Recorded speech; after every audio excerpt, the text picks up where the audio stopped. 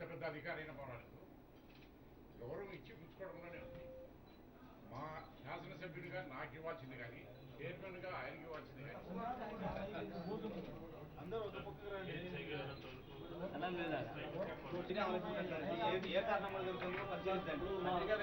దాదాపు పార్లమెంట్ సభ్యులు మొదలుకొని గ్రామ సర్పంచ్ వరకు కూడా ఎలాంటి ప్రజాప్రతినిధికి కూడా ఈరోజు గౌరవం లేకుండా ఈరోజు పరిపాలన సాగుతూ ఉంది.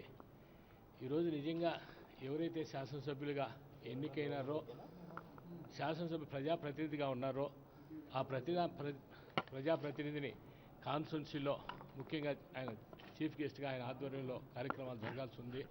మన చంద్రబాబు నాయుడు గారు ఏరువాక కార్యక్రమం అని గతంలో రైతులను మోసం చేయడం అయితేనేమి, మరలా ఒకసారి మోసం చేసేదానికి ఏరువాక కార్యక్రమం మొదలుపెట్టడం జరిగింది. ఆ ఏరువాక కార్యక్రమంలో ప్రతి నియోజకవర్గంలో కూడా శాసనసభ్యులు అధ్యక్షతన కార్యక్రమాలు జరగాలి. ఇదే వైఎస్ఆర్ జిల్లాలో మైదుకూరు నియోజకవర్గంలో ఎవరైతే ఆయన పైన ఓడిపోయిన వ్యక్తితో ఆ కార్యక్రమాన్ని ప్రారంభించి పూర్తి చేసిన తర్వాత ఎమ్మెల్యేని పిలిచి అవమానపరచడం జరిగింది. ఈరోజు ప్రోటోకాల్ మీరు పాటించాలా? ఎందుకంటే ఈ జిల్లా అభివృద్ధి చెందాలన్నా, ఈ జిల్లాలో పరిపాలన సక్రమంగా జరగాలన్నా కూడా ప్రోటోకాల్ పాటించాలా? నిజంగా ఈరోజు వైఎస్ఆర్సీపీ ఆధ్వర్యంలో పార్లమెంట్ సభ్యులు, శాసనసభ్యులు, ప్రజాప్రతినిధులు, మండల ప్రెసిడెంట్లు, జట్టు అందరూ కలిసి ఈరోజు కలెక్టర్ గారికి ఈ ప్రోటోకాల్ పాటించాలా, మీరు ప్రోటోకాల్ పద్ధతుల్లో జరిగితేనే ఈ జిల్లా అభివృద్ధి జరుగుతుంది, ఈ జిల్లాలో పరిపాలన సక్రమంగా సాగుతుంది, ఈరోజు మీరు ప్రోటోకాల్ పాటించాలని మేమంతా కూడా మా పార్టీని ప్రజాప్రతినిధులంతా నిరసన తెలుపుతూ ఈరోజు కలెక్టర్ ఆఫీస్కి రావడం జరిగింది. భవిష్యత్తులో అయినా వాళ్ళు ప్రోటోకాల్ పాటించి ఈ జిల్లా అభివృద్ధికి దోహదపడాలని కూడా మేము తెలియజేస్తున్నాం. వైఎస్ఆర్ జిల్లాలో గత 2 సంవత్సరాలుగా ఈ ప్రభుత్వం అధికారంలోకి వచ్చినప్పటి నుంచి కూడా ఈ 2 సంవత్సరాలుగా అనేక కార్యక్రమాల్లో ప్రోటోకాల్ బ్రీచ్ కావటం మనం అందరం కూడా చూస్తూ ఉన్నాం. ముఖ్యంగా జన్మభూమి కార్యక్రమాలకు ముఖ్యమంత్రి గారు హాజరైనప్పుడు కనీసం కొన్ని చోట్ల స్థానిక సర్పంచ్కి కానీ, స్థానిక ఎంపీటీసీకి కానీ, స్థానిక ఎంపీపీకి కానీ, స్థానిక ఎమ్మెల్యేకి, జెడ్పీటీసీకి కానీ, ఎంపీకి కానీ ఏ ఒక్కరికి కూడా ఆహ్వానం ఇవ్వకుండా ఒక తెలుగుదేశం పార్టీ కార్యక్రమం మాదిరి ప్రభుత్వ కార్యక్రమాలు జరుగుతున్న పరిస్థితి ఈ జిల్లాలో అనేకం మీరంతా కూడా చూసుంటారు. అంతేకాకుండా ఇటీవల కాలంలో 2 రోజుల క్రితం ఏరువాక అనే కార్యక్రమం జరిగింది. స్పష్టంగా ఇందాక డిఆర్ఓ గారి దగ్గర మేము జీవో కూడా చూసాం. జీవోలో చాలా స్పష్టంగా రాసి ఉంది. అక్కడ స్టేట్ గవర్నమెంట్ ఫండ్స్తో జరుగుతున్న ఏ కార్యక్రమం అయినా కూడా రాష్ట్ర మంత్రి వస్తే రాష్ట్ర మంత్రి అధ్యక్షతన రాష్ట్ర మంత్రి చీఫ్ గెస్ట్గా ఆ కార్యక్రమం జరగాల.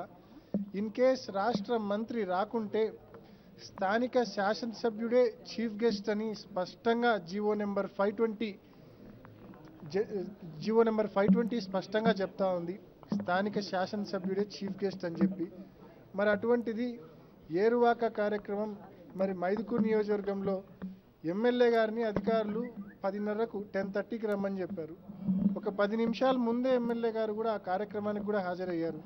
అయినప్పటికీ 9:30కే డిఫీటెడ్ క్యాండిడేట్ ఆ నియోజకవర్గంలో ఎవరైతే ఉన్నారో సుధాకర్ గారు, మరి సుధాకర్ గారిని అధ్యక్షతన ఆ కార్యక్రమం స్టార్ట్ చేసి ఆ కార్యక్రమాన్ని దాదాపు ముగించేసినారు. ఎమ్మెల్యే గారు చెప్పిన టయానికి వచ్చినప్పటికీ కూడా ఇంత ఘోరంగా ఇన్వైట్ చేయడం ఏంది, ఇంత ఘోరంగా అవమానపరచాల్సిన అవసరం నిజంగా ఈ ప్రభుత్వానికి, అధికారులకు ఎందుకు అని చెప్పి మేము ప్రశ్నిస్తూ ఉన్నాం. నిజంగా ఇంత ఘోరంగా మరి ఎమ్మెల్యేస్ను, స్థానిక శాసనసభ్యులను అవమానిస్తూ ఉంటే ఇంకా జెడ్పీటీసీల పరిస్థితి, ఎంపీపీల పరిస్థితి, సర్పంచుల పరిస్థితి ఇంకా నేను చెప్పాల్సిన పనిలో మీకు అర్థమవుతూ ఉంటుంది ఎంత ఘోరంగా ప్రోటోకాల్ బ్రీచ్కి గురవుతూ ఉందో.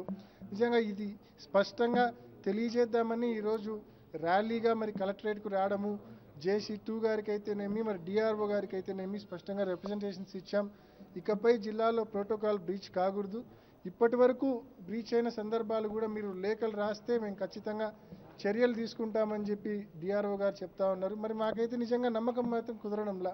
ఎందుకంటే పార్లమెంటుకే రాంగ్ రిప్లైస్ ఇచ్చారు వీళ్ళు. జన్మభూమి కార్యక్రమాలకు స్థానిక పార్లమెంట్ సభ్యులను, శాసనసభ్యులను, జెడ్పీటీసీలను, ఎంపీపీలను ఇన్వైట్ చేయడం లేదయ్యా మీరు అని చెప్పి స్పీకర్కి నేను ఒక లేఖ రాశా. స్పీకరు వీళ్ళను ఇమ్మీడియట్గా ఎక్స్ప్లెనేషన్ కాల్ఫర్ చేశారు జిల్లా కలెక్టర్ను.